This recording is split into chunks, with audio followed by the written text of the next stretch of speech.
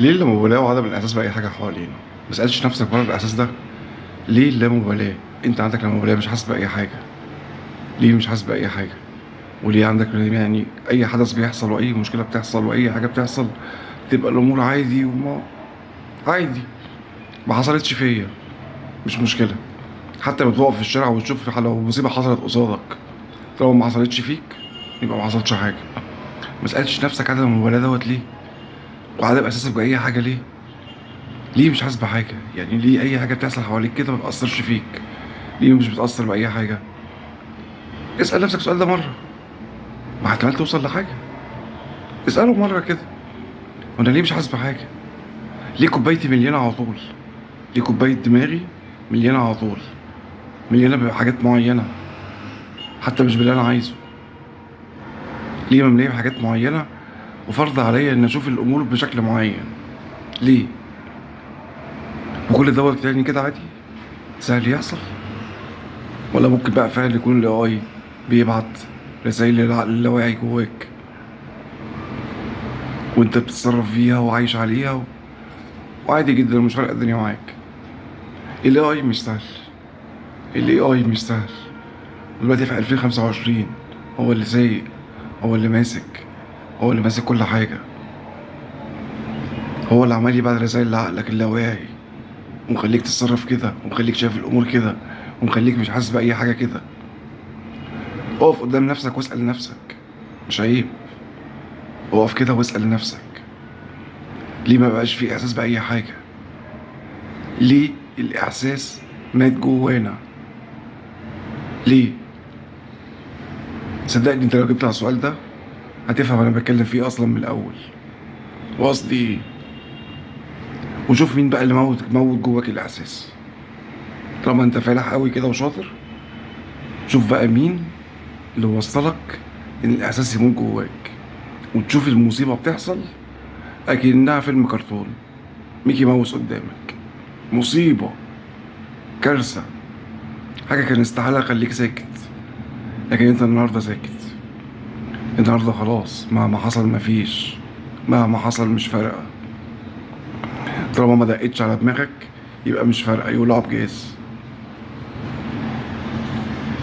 صدقني، صدقني، انت في مرحله دلوقتي، بس انت نجحت. هم نجحوا في اللي هم عايزينه فيك. المرحله الجايه هتقول يا ريتني كنت بحس ويا ريتني كنت بفهم. اقف وفكر، اقف وفكر. ايه اللي موت الاحساس جواك؟ وايه اللي خلى كل الامور عادي؟ خلى كل حاجه لا مبالاه قصادك، مهما يحصل فيك ومهما تتمرمط ومهما اي حاجه انت مش حاسس باي حاجه. هو مالي عقلك، مالي كوبايه عقلك، ماليها، ماليها باللي هو عايزه، اللي هو عايزه بس. وانت لو اتصرفت مش في اللي هو عايزه، هو ما بيسكتش. هو ما بيسكتش، بيرجعك تاني لنفس اللي هو عايزه بس. خد بالك، عقلك اللاواعي في ايديهم. عقلك اللاواعي في ايديهم، مش مقاوحة. انا مش بفتي، التكنولوجيا بتقول كده. عقلك اللاواعي في ايديهم.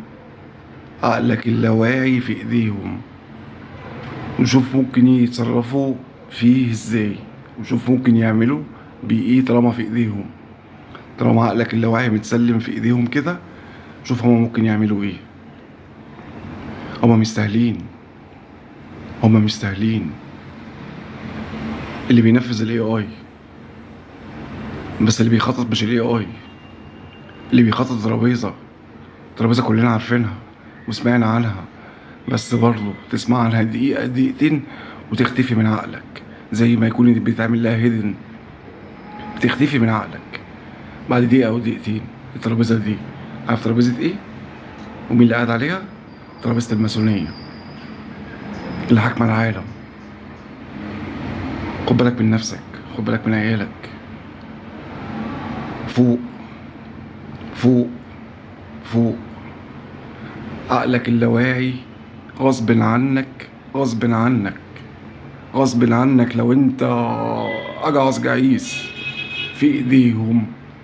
24 ساعة هم قادرين يعبوا فيه اللي هم عايزينه.